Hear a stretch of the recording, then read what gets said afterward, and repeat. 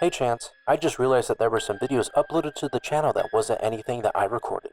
Just in case, I'm going to change my password, but could you look into the videos for me? They seem a bit vague and I don't really know where they came from. This was the message that was sent to me about a week ago from Digital Kingdom, the YouTube channel that I edit videos for. I went onto his channel to see what exactly he was talking about, and I immediately saw it. 3 Minecraft videos that I know for a fact I did not edit. Curiosity piqued my interest, but I didn't know just how deep of a rabbit hole I was about to enter and what buried secrets I'd uncover. I clicked on the first video titled Hollow Street. We begin by opening with a warning from the Ravenbrook Police Department, which explains that this footage is classified material. So how did this footage get onto the Digital Kingdom channel if it was classified police tapes? We aren't given much time to think on the answer to that, as we're brought into a VHS tape of someone walking down a road in what appears to be a suburban neighborhood. They show us the name of the road, which is Hollow Street. They approach a home, ring a doorbell a few times, and begin taking notes inside of a journal. After no response, the protagonist enters the home and begins to look around, realizing no one is home but the lights are all on. Our protagonist investigates the home, walks outside, and begins to make some more notes. They walk across the street to the next home, which appears to be pitch black with all the lights off and no one being home. They make an interesting note after being unable to enter the house. Seems the front is barricaded. Odd, but with the disappearances happening, I'm not surprised certain precautions are taken. Wait, disappearances? I mean, I guess that could explain the possibility of why people weren't home in the first house we saw, but this does leave us with a lot of questions to be answered. The protagonist then goes to the third house on the street, rings the doorbell, and once again, no answer, despite the lights being on. They take some notes about this and enter the house. Once again, it's an empty house with no signs of life. They make another note that says, Seems so odd for the residents to not be here right now. Which again calls into question about the disappearances that have been happening. The fourth house is one that's even stranger, as it's the first house we've seen to be abandoned and run down. On the ground is an eviction notice, and the front doors are boarded up. The protagonist finds a way in through a broken window and takes a look around. They find a door with a sign that reads, "Do not enter." They heed the sign's warning and look around a bit, only to make a horrifying discovery.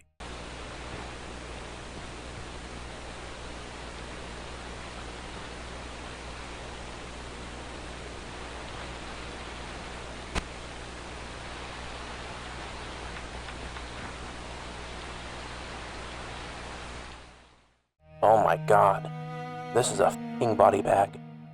I need to call this in now. The protagonist hesitates and actually removes that line, replacing it instead with something much more interesting. I don't know if I can trust the others. What is going on here? Disappearances? Not being able to call in and report a dead body because you can't trust people? There's also a couple of frames that show this image, which appears to be an official Ravenbrook Police Department crime scene photo, which shows that this is body 1, but the colors are very distorted. This leaves us with more questions that need answers, like who left the body bag here? Why are there disappearances happening in this town? And why is our protagonist even here to begin with? We don't have all the pieces just yet, so we need to keep watching. Our protagonist returns to the door that said to not enter, and enters.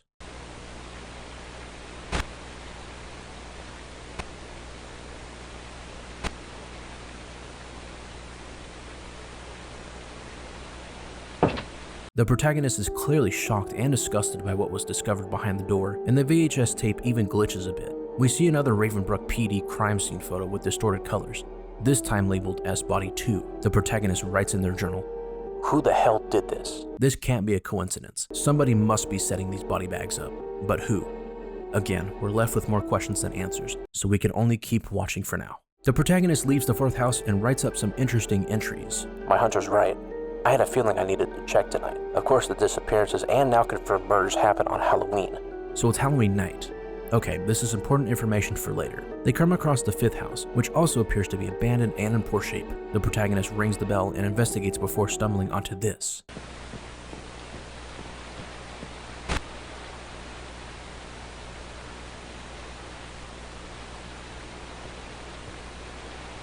Another confirmed murder, this time with an iron sword next to the body. We see another Ravenbrook PD crime scene photo with distorted colors, this time labeled as Body 3. The protagonist wonders if all of these murders happened tonight, which could be a possibility, but we still don't know for sure. They walk over to the barn across the street and find another body. We see another Ravenbrook PD crime scene photo with distorted colors, this time labeled as Body 4. The protagonist writes that they're afraid to look inside and leave that job to the ones that he trusts back at the police department. With this little bit of information, is our protagonist somebody who works in the police department? A police officer, a detective, some other individual investigator perhaps? Another question that we don't have the answer to at the moment. The protagonist keeps looking around the barn for anything else, and leaves the barn to check out the wheat field next to it. They stumble upon a blood trail that leads to a body in the wheat field, and we see another Ravenbrook PD crime scene photo with distorted colors, this time labeled as Body 5, and with some weird text at the top. We'll come back to this later. The protagonist wonders just how many bodies are out here tonight, a question that we also wonder ourselves. But with this thought, the protagonist begins to head back to the road, but then we get a footage corrupted screen with what appears to be Morse code. We'll also come back to this later to decode. The footage cuts back to the protagonist at the road again, almost missing another abandoned house. They go inside to see a skull staring at them in the darkness, next to what they say is a fresh blood trail, wondering if it's a new victim or from someone in the body bags that we saw earlier. The protagonist leaves, coming across an abandoned car and destroyed light post, noting that it seems like the street itself is dying, and we can see that through the abandoned houses and poorly maintained roads and light posts. The protagonist comes across a house that is oddly put together, despite the rest of the recent houses being in a state of abandonment. The protagonist rings the doorbell, gets no answer, and the video cuts right as the protagonist opens the door, marking the end of the first video. There's so many questions to be answered. Who is the protagonist? Who is leaving body bags around and committing these murders? Why are people disappearing on Halloween night? Are the murders and disappearances linked at all? Why can't our protagonist trust everyone at the police department? There's stuff we did skip over in the Hollow Street video, but let's take a look at the next video titled The House. We begin by opening with a warning from the Ravenbrook Police Department, which explains that this footage is classified material, pretty much the exact same as the first video. We then cut into where we left off, with an open door into the house. The protagonist enters and looks around the place a bit. At first, nothing appears to be out of the ordinary, and it just seems to be a slightly empty house. But then the protagonist notices that there's a single lamp off. By turning on the lamp, it opens a trapdoor and fires off an arrow which almost hits them. They then go up the ladder into the attic and see this horrific sight.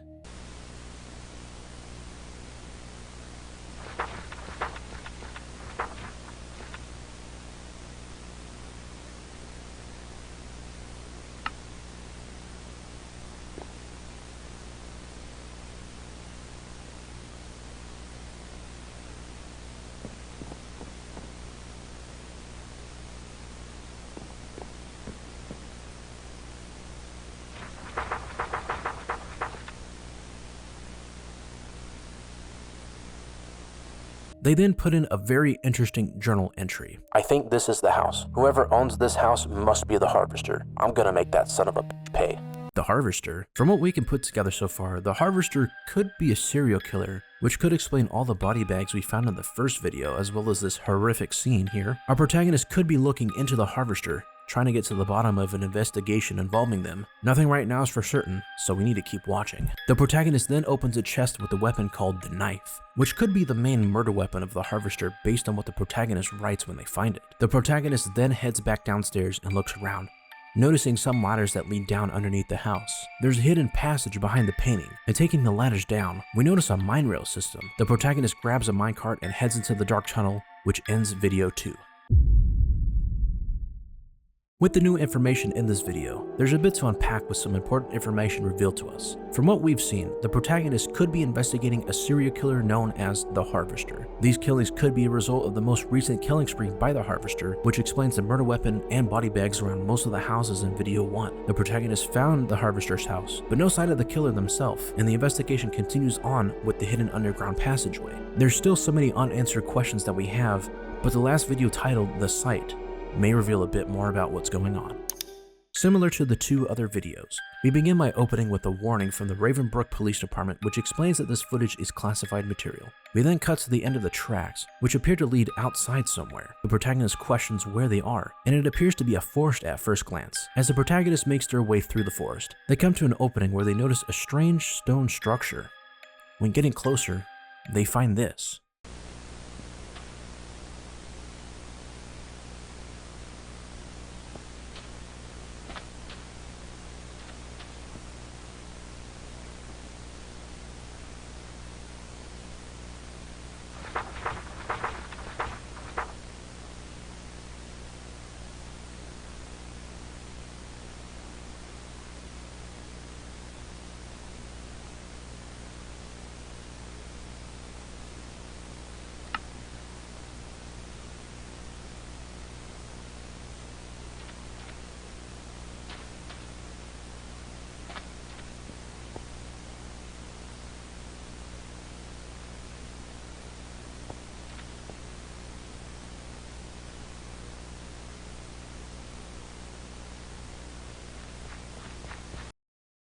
It looks like a body burn site with an unknown amount of bodies that have already been burned and about to be burned. We can see chunks of flesh, bone, and skulls around.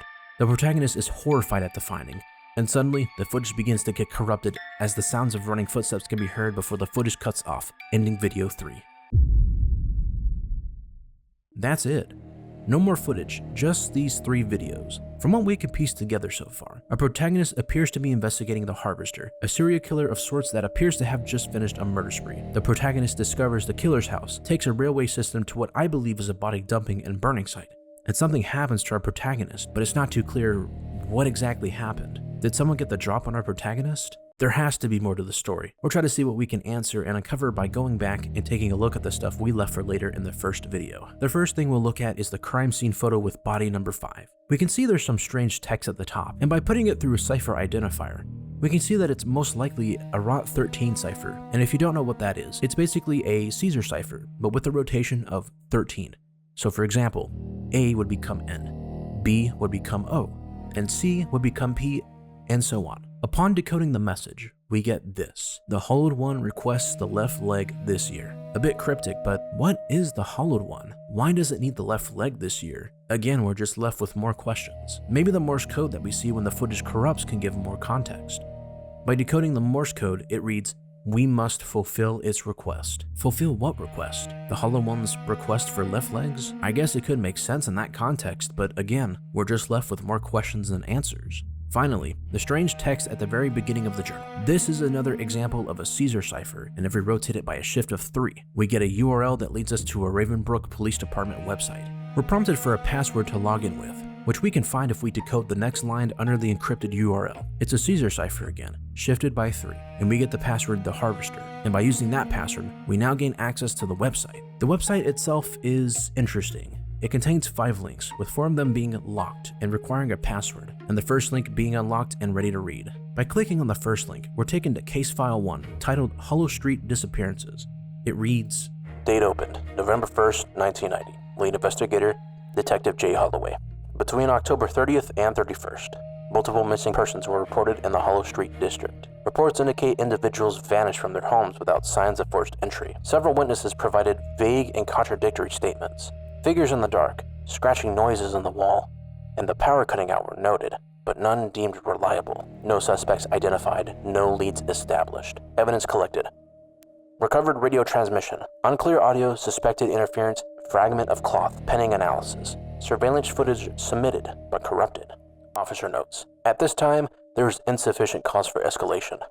Recommend continued patrol presence on Hollow Street and temporary escalation to special investigations. Case remains open. Okay, so there is at least one documented case of people going missing in Hollow Street, although it doesn't seem to be something that the police want to escalate. We're then given some strange audio that's supposed to be some sort of radio transmission.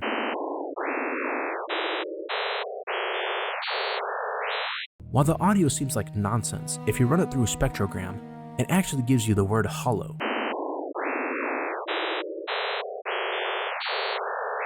Out of curiosity, I tried the word hollow as the password on case file 2, and that actually worked. We're then met with the following inside case file 2 titled Disappearance of Detective Holloway. Date, November 1st, 1991. Filed by Sergeant E. Granger. Detective J. Holloway failed to report back following field investigation on Hollow Street.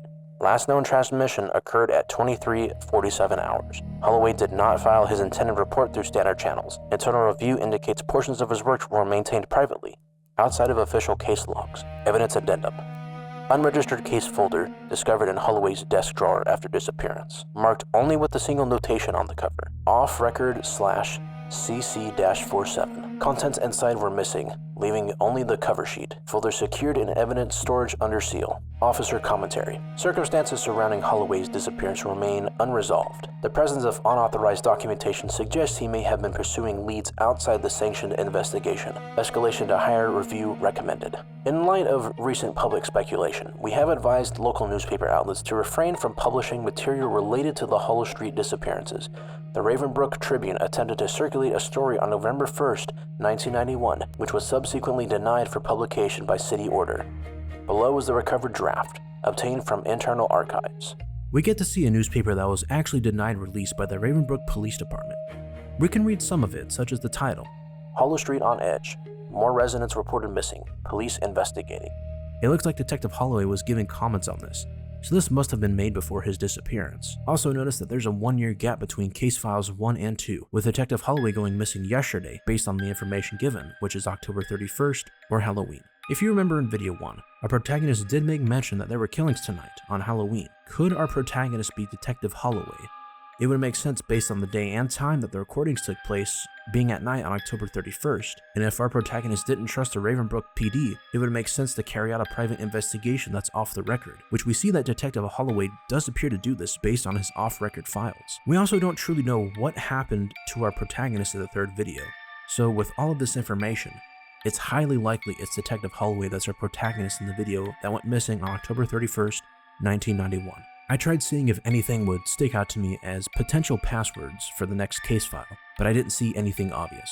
Nothing stuck out to me inside of the newspaper article or the main case file information. What I did try was viewing the page source to see if there's anything out of the ordinary, and at the very bottom of the code for the website, there was a lot of white space, and then a single comment with the word Ravenbrook inside of it. This seemed a bit odd, as why would you need to leave a comment at the bottom with just a single word? So I tried it as the password for case file 3, and that worked. On case file 3 titled Found Footage Review, we're met with the following information. Date: November 3rd, 1991. Reviewed by Sergeant M. Collins. Analysis of submitted found footage material recovered from Hollow Street, hereafter referred to as the site. No apparent signs of Detective J. Holloway, but it is assumed the footage recovered is his. Unusual CC artifacts were detected during playback, appearing in irregular sequences not consistent with standard formatting. Possibility raised that embedded data may have been deliberately obscured within the recording. Officer commentary. Recommendation: further review of the site with playback settings enabled is required by the computer forensics team. Noted abnormal CC activity near the conclusion. Potential data leakage cannot be ruled out. Additional note: internal. Supervisory staff expressed concern that further analysis may cause unnecessary speculation. Directive given to catalog anomalies as equipment malfunction until escalation is formally approved. Case remains under investigation. So that would explain how this footage got into the hands of the Ravenbrook PD, because they were able to recover it. They still haven't found Detective Holloway, and it seems that video 3 may need a watchback to detect some CC artifacts, whatever that is. The only CC on YouTube is closed captions, so by enabling captions, we're able to actually see some sort of encoded string of letters and numbers. It looks like the end portion of a YouTube URL, but plugging it in, it didn't seem to give us anything. I tried to run a Caesar cipher on it and kept plugging in the result into a YouTube URL to no avail, until I did a Caesar cipher rotation of 7, and then that gave me a valid YouTube URL. It took me to an unlisted video called Burn, which was quite disturbing. Take a listen.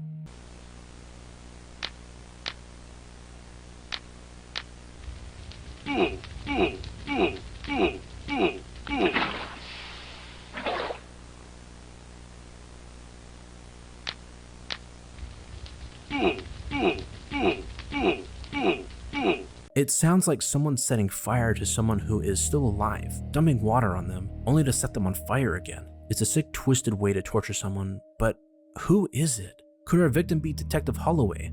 Was the harvester the one who burned him alive? We don't know for sure as it's just audio, but if you look closely at the video itself, there's an image that's very faint in the background. Using Photoshop tools to raise the gamma of a screenshot of the video, we can actually see that there's a really grainy photo of an odd-looking skeleton and the word sacrifice in the bottom left of the photo. This is very eerie, but the meaning of it is not fully known. My interpretation is that whoever is burning is being sacrificed, although there's no solid evidence for this. The word sacrifice appears to be the password for case file 4, which then takes us to a file titled Redacted Materials that contains the following information.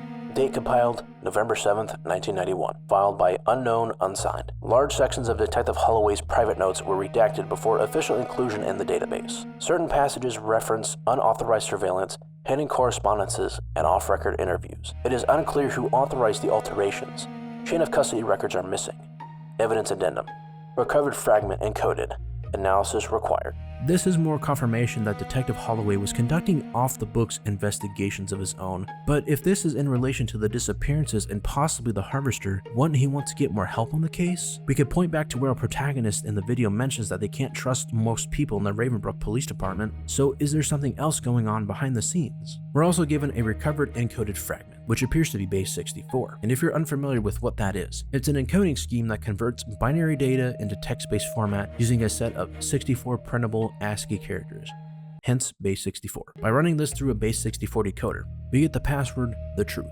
By using that password to unlock the fifth and final file, we get the most disturbing file yet, titled Internal Directives. Date, November 10th, 1991. Origin, Command Staff.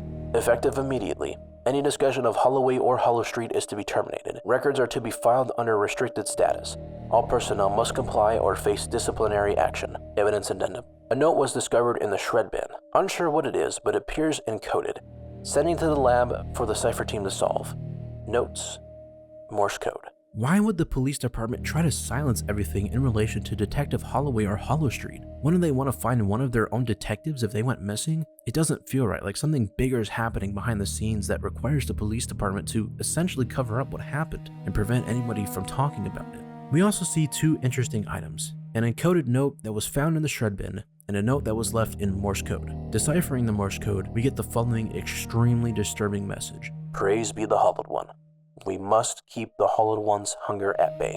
Why is this note contained inside of an official police document? Again, what is the Hollowed One? Why does it hunger and why does it need to be kept at bay? The only other puzzle left here is the encoded note found in the shred bin. It does look like a YouTube link of sorts, so I tried it, but no results came of it. I tried a Caesar cipher to see if anything came of it, and something did when I tried a rotation of 13, so it was another ROT 13 cipher. Putting the decoded YouTube URL in, it led me to an unlisted video titled The Truth of Ravenbrook. This video was by far one of the more disturbing ones, and it covers the deep, dark truth of Ravenbrook.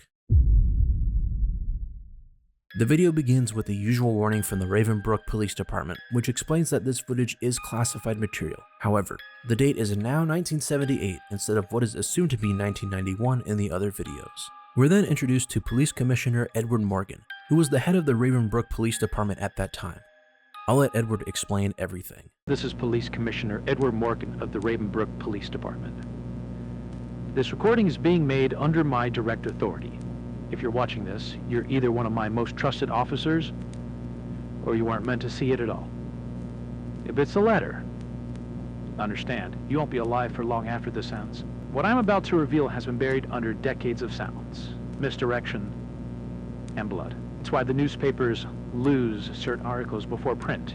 It's why we write off disappearances as turf wars. Why some investigations are closed before they even begin. Because there is something beneath Ravenbrook. Something old. Something hungry. The Hollowed One. We don't know when it came here. Maybe before the city. Maybe before all of us. But every year, when the night grows long and Halloween creeps near, it stirs and it hungers. Not for food, as you and I understand it, but for flesh.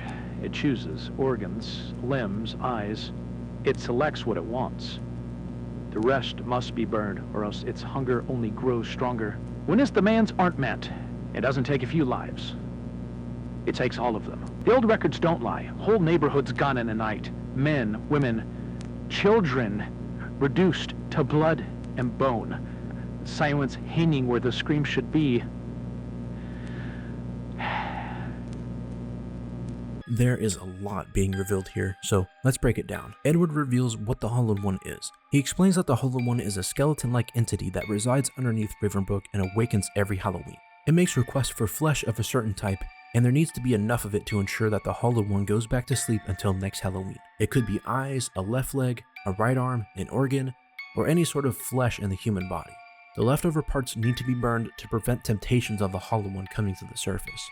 If the demands aren't met, it massacres the entire town and consumes all flesh in its path, and this has happened a couple of times in the town's history. We finally know what the Hollowed One is, an extremely dangerous entity. The previous messages that we couldn't understand at first now have their meanings revealed, like, praise be the Hollowed One, we must keep the Hollowed One's hunger at bay, the Hollowed One requests the left leg this year, and we must fulfill its request. All makes sense based on the explanation. There's more to the video, so let's keep watching.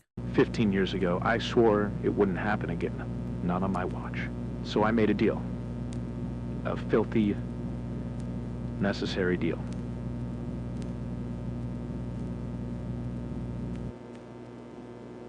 Do you enjoy what you do, you sick fuck? dismembering bodies on Hollow Street like it's a goddamn slaughterhouse? No, I hid it. Every scream, every cut stays with me. For the life of many, over the life of the few, that is the burden I carry. The hell are you even talking about? The hollowed one must eat. If it is not fed, it takes. That's how it's always been. Always been. How the hell did you know? Because I wasn't the first. My father was a harvester before me. His father before him. A line of caretakers, bound to a covenant older than Ravenbrook itself. So this is some kind of cult ritual, that's all this is? Cult? No. A cult worships. We endure. We remember the bargain the city forgot. Someone has to keep the Hollowed One asleep. You'd expect me to swallow this fucking fairy tale? Go below the city, Commissioner. Lock the tunnels where the stones sweat and the bones breathe. Look into the chamber and tell me what you see. Then, call me later, if you can. Did your eyes gaze upon the Hollowed One? That skeleton moved. It always does. It's not a skeleton. It's sleeping.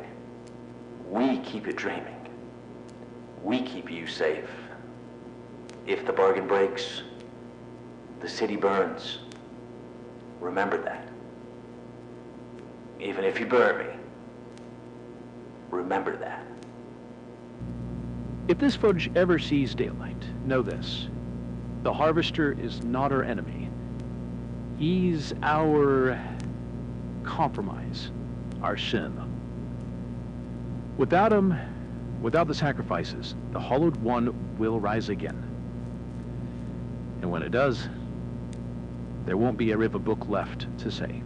We now understand what the Harvester actually is, but let's break down the information we just heard. The Harvester was arrested under charges of murder and is confirmed to be the killer in Ravenbrook in 1963. However, it is revealed that the Harvester is the title of someone whose job is to ensure the Hollowed One's demands are met and make sure it sleeps until next Halloween. And it seems to be a job passed down through the family, as the current Harvester's father and grandfather were also Harvesters before him. The Harvester challenges Edward to go look at the Hollowed One for himself, since Edward doesn't believe that the Hollowed One actually exists. Edward actually goes to see and presumably sees the Hollowed One sleeping and moving, since skeletons don't normally move.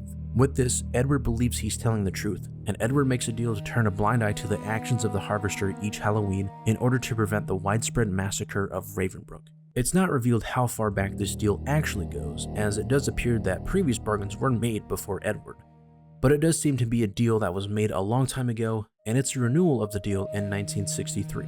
Everything is now lining up very well, so let's go over what I think the full story here appears to be. The Harvester has to kill and collect flesh every Halloween night in order to keep the Hollowed One at bay. If the demands of the Hollowed One are not met, the whole town will be massacred in a spree of hunger by the Hollowed One. So a hard choice was made by Edward in 1963 to renew the previous deal, which is to turn a blind eye to the actions of the Harvester to prevent the massacre of Ravenbrook. It's a choice of the lesser of two evils, but still a hard choice to make, especially as someone in a position of power in the police department that is supposed to protect its citizens. He then made a video about it in 1978 to solidify this information with trusted associates in the police department and anyone that comes after him as the new police commissioner. If anyone else finds out about it that's not within the inner circle, they would be dealt with accordingly. In 1990, based on the case files in the Ravenbrook PD database, Detective Holloway begins looking into disappearances that happen every Halloween and conducting his own off-the-record investigation, as he didn't trust most people in the Ravenbrook PD. It's possible that he may have stumbled across Edward's tape at some point, which could be the root cause of his distrust and could explain the hidden YouTube URL and mentioned in Case 5 that was encoded and found in the shred bin. A year later, it's Halloween night on 1991, and we get the videos that we see on the channel, where Detective Holloway follows the trail of the current Harvester by investigating Hollow Street. He stumbles across the work of the Harvester, finds the home of the Harvester, and ends up taking a railway system leading to the body burning site that the Harvester uses to get rid of the additional flesh. However, no one is supposed to be looking into the Harvester due to the ongoing deal between the PD and the Harvester. So what I believe happens is that the Harvester gets the drop on Holloway at the burn site, then burns him alive, like we hear in the unlisted video titled Burn. Holloway could be considered as a loose end that needs to be taken care of, a liability due to his investigation and discoveries, and possibly extra flesh that isn't needed. After the disappearance of Holloway, based on the case files, The Ravenbrook PD don't really seem too worried about losing him initially. But when it's discovered that he was performing private and off-the-books investigations into the Hollow Street disappearances, that's when the Ravenbrook PD realizes that they need to cover it up to prevent the real truth from getting out, so they silence anybody who talks or mentions Holloway or Hollow Street at all. The Hollow Street ARG was a tragic story, one filled with doing what must be done for the greater good, choosing the lesser of two evils in what seems like an impossible choice, curiosity killing the cat, and keeping a secret so dark that it could jeopardize the lives of everyone in Ravenbrook if the truth was ever revealed. All but one question seems to be answered. Who uploaded these videos to begin with? If it wasn't Digital Kingdom, and it wasn't me, then who uploaded these classified videos? Who wanted us to investigate what happened to Detective Holloway? We may never know. I really hope you all enjoyed my analysis on this Hollow Street Minecraft ARG. If you like these style of videos, be sure to let me know by liking, subscribing, and leaving a comment down below so I can investigate more mysteries like this one. Feel free to send me any Minecraft ARGs as well so I can try to analyze and break it down for you. My name is RespawnRaccoon, thank you for watching this video, and I'll see everybody in the next one.